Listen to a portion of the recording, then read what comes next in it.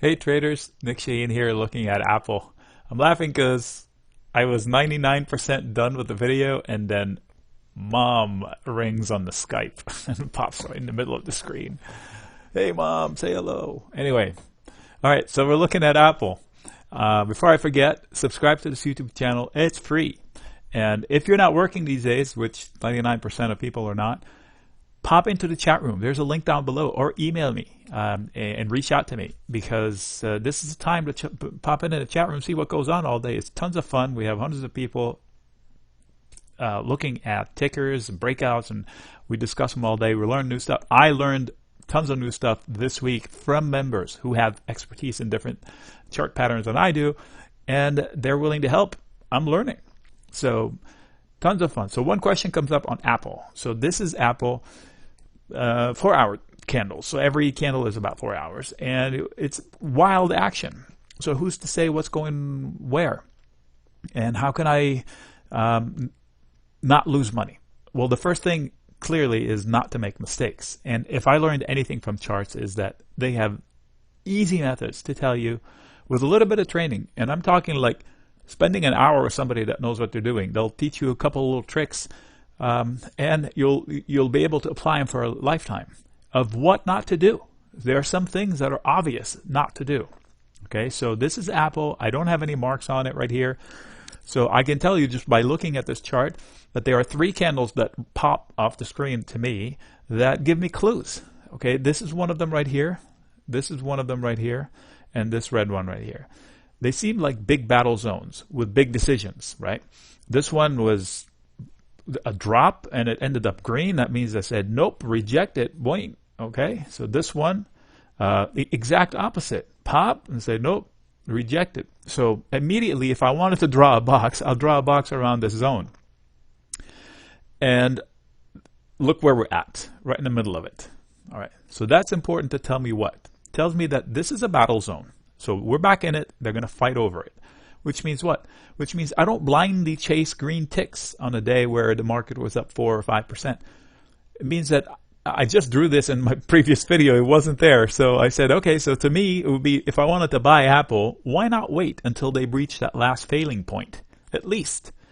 If not this last failing point, which was an even bigger failure. Right? So what if I miss out at $5 or $6? But it all depends on my time frame, right? But I know that buying up here, there's an odd of a fade because it's a tight zone.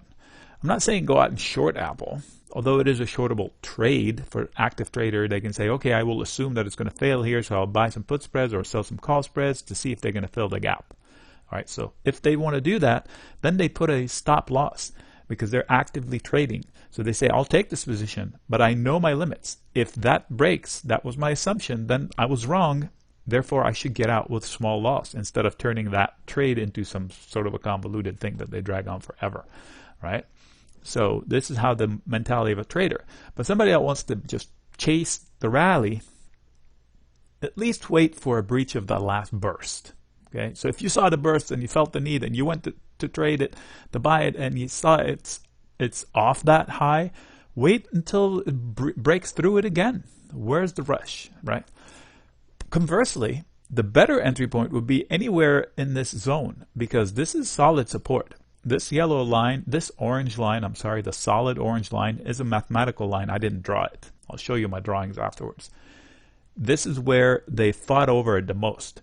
These things here, that's called a volume profile. These are volume bars, and this tells me that this is where they bought and sold it the most. Every time Apple gets to here, buy, sell, buy, sell, buy, sell, the most, right? So if it's falling, it gets to here, what's going to happen? Buy, sell, buy, sell, buy, sell. It's like the brakes. It's going to round itself. That's why all of these, it's like a consolidation zone, right? Spends a lot of time here. That's what that means. Just different fancy words for it. They're fighting over it, right? So there's a gap here. There's a gap here. It doesn't mean it has to fill, maybe over time, but not immediate. It's not an imminent thing that's going to happen. So if it falls to here, which is doable, if you look at harmonics and whatever, if you get fancy with the charts, there are some that say that's where it's going to go. But it's a buyable dip. So if I'm looking to go long Apple, at least I don't go all in, or I wait for the fade. If it doesn't come, fine. So I missed out on a couple of dollars. Big deal. So it's a viable dip here. I bet you there'll be support at 260, 258. If that fails, there'll be support. They're going to try to hold the 250, that candle. If that fails, they'll fill the gap and then buy it here. See, I added these notes during the first video. So I don't have any lines on it, which is unusual, you're thinking, right? That's not true because I just hid them, right? So there are little tricks that you can learn from the charts. And a while back, somewhere around here, I said, well, let's update the charts on Apple. I said, I don't know which way Apple's going to go, but I know it can break out because it failed, and then it's right there. If they want to break out, it's probably on a lower time frame. Yeah, let's zoom back out. Okay, so it can break out, and if it does, it's going to go and fade and then try to get back to that line again. I said, conversely, if it fails, they're going to dip, buy it, and then recover. And that's exactly what happened. I drew this yellow line, they're going to dip, so it dipped, and they're going to recover. That's exactly what happened. I didn't know this path, but I knew that if they lose it, this will happen. If they broke out, this would have happened, and it's happening here. So both scenarios came true. It's just a matter of timing. So what does that mean? It means you learn the levels and you learn what not to do. I knew not to go long unless the breach happened. I knew not to short unless the breach happened.